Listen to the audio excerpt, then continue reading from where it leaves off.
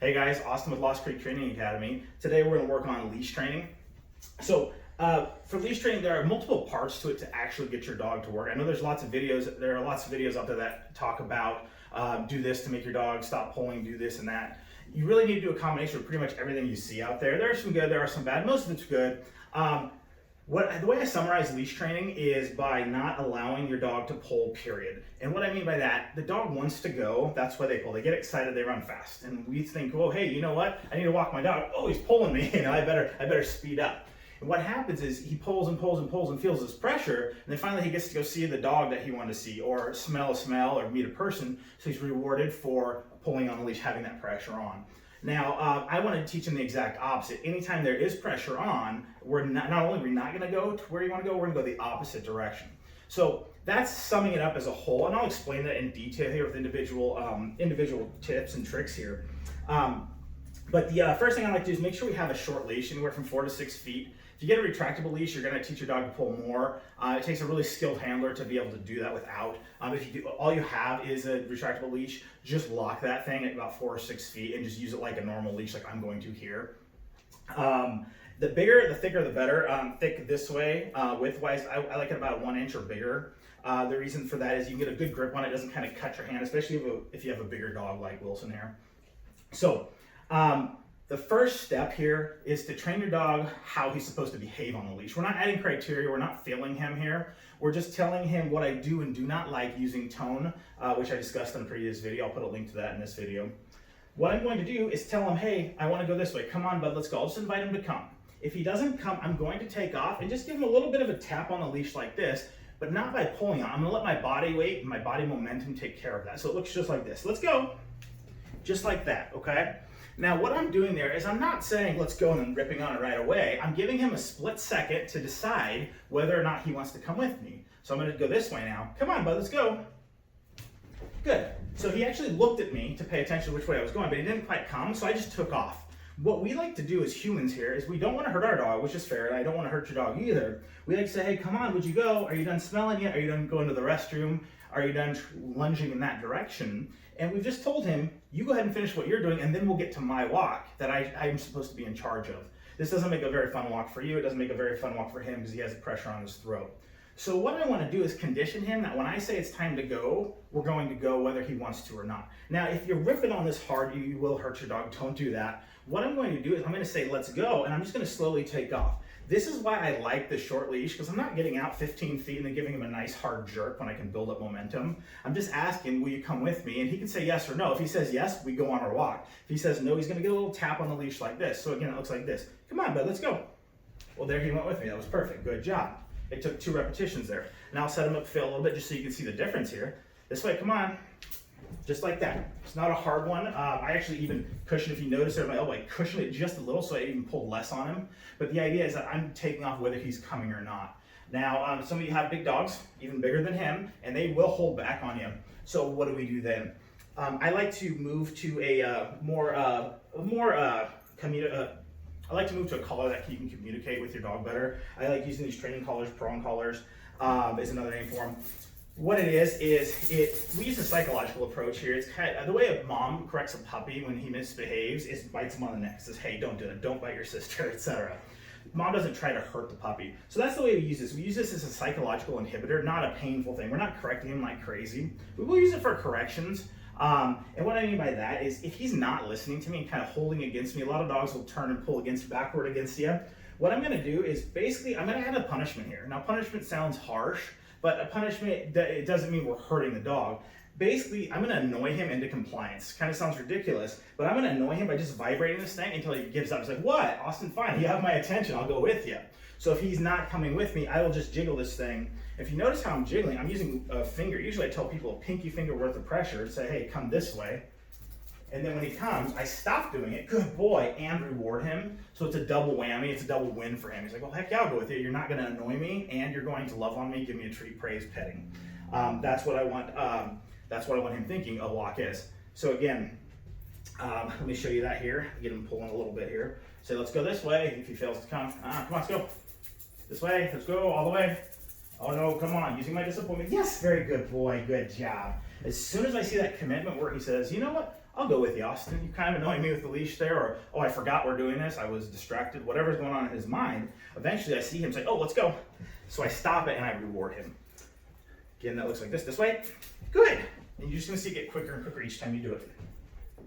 Good, very good, very good boy. I didn't even have to correct him that time. He goes, I know what I'm supposed to do. I felt that pressure pick up on my collar and I stopped, all right? Now, the next step you can practice once you've got this figured out, just taking off and just telling him you're gonna go and then going, we're gonna start moving in a different, in a small square here, you can move in different directions, but basically I'm gonna go 1 or 2 steps in different directions and encourage him to come with me before I switch directions. This way, pal. This way, let's go. Good, okay, over here. Good, boy. All right, up here. Good, back this way. Nope, let's go, good. I'm constantly talking to him the whole time. I'm telling him what I'm gonna do before I do it. So I'm saying, let's go this way. Good, boy. If he does come, I tell him he's doing a great job. Okay, over here. Good. And you're gonna notice where his attention is now. His attention's on me. It's not on the floor, it's not on everything else. He's like, hey, we're moving now, Austin. Which way are we going? He's watching me, paying attention to me. He's really wanting to work for me. Come on, let's go, that way, let's go. Good boy, over here. No, no, this way, come on. So there's a distraction outside. No, no, no, no. Good. All right.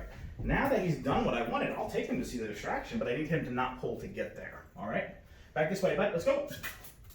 This way. Oh no. Good. Nope. There we go. Good job.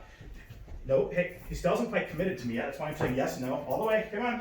Good. Even though there's a distraction out there, I still have to enforce this rule that we're not going to pull. Usually you want to practice this in a nice quiet environment. Hey, come on, good. A nice quiet environment like we have in here, practice inside in the garage or even in the backyard, front yard, but with minimal distractions. Once he understands what you want from him, then you can start adding small distractions a little bit at a time until he can function on a normal walk. Now, again, we're switching directions, getting him to follow. Once you know he's doing well at this, 90 to 100% of the time he's following you, then we can start adding a straightaway walk. So this is step 3 here. So a straightaway walk, I'm gonna shoot for the middle of the room here, but essentially I'm gonna walk as far as I can in a straightaway to my goal. If I get to my goal, great, I'll reward him. But if I don't get there and he pulls, I'm gonna stop, go all the way back, and then start over. And now the idea here is I've got Tiffany over here filming and he's gonna wanna head towards her, so she's gonna be our bait. If you don't have a person, you can use a dog behind a fence. You can set a bowl of food down and let the dog know, hey, we're gonna go for that, but we're gonna walk on a nice loose leash the whole way. What's critical here is that if he pulls even for a single step, you stop and you go all the way back. That punishment is going moving away from the goal. What he wants is going to deter him from pulling again. It may take multiple repetitions. Usually it'll take 8 to 10 retries essentially here before he'll actually get it. Now he's actually pretty good here. He's had a lot of practice, but I want to show you what this looks like. Okay, bud, this way, let's go. Good job, very good boy. He's actually walking really well. Good job. All right, good boy. So now I go ahead and let him have the reward here. Actually, I'll put a bowl of food down here real quickly for him. Everybody see that right there? All right. Probably out of frame, but the idea is it's on the floor. Okay, let's go over here. Come on. Good boy, good job. Nope, hey, there you got a little bit ahead of me. I tell him no. We start all the way back and do it again. I don't care what side he's on right now. He wants to be on the left apparently. Come on, good boy. Good job. Okay, go ahead.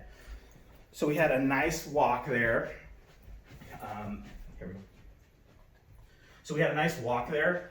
So I gave him the reward. I'm telling him, hey, you know what? Since you're doing what I want, you go right ahead and you have that bowl of food. You have Tiffany, whatever you want, as long as you do what I asked first. So that was a bowl of food I know he doesn't like very much. So I know he's got some treats. I've got some treats in here that he does like. I'm gonna put these over there and then show you kind of what this looks like. This is how you add criteria. Here. So I'm gonna show him what's in there first. There you go. Look here, pal. I'm gonna lay those down. We're gonna start over back here. All right. Again, what I was saying earlier, the side doesn't matter. Right now we're working on how to walk.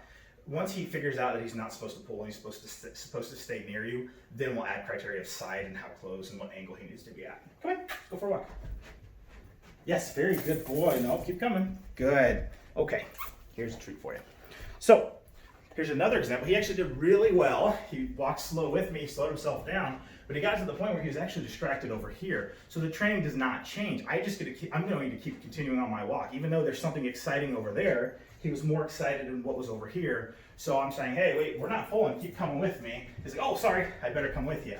And I still treat him for that because he finally did listen to me. Even though he failed, he then fixed it and he corrected it, listened to me, and I told him, hey, that's what I like. So we're not adding criteria in the sense of like having barking dogs here, just light criteria such as food. That's more for a motivator.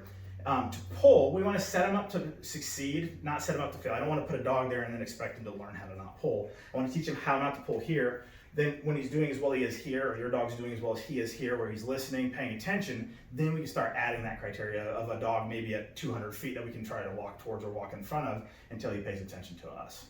So those are the 3 major steps. Again, the first thing is teaching your dog that you're in charge of the leash. And in charge sounds harsh. It's not like, get over here, I'm in charge.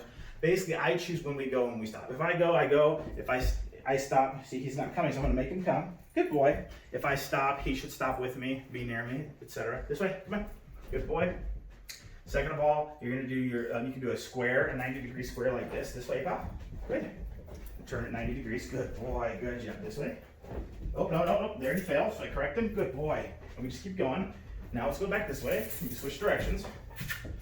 This way. Nope, over here. Let's go my left, I guess. Come on. Good.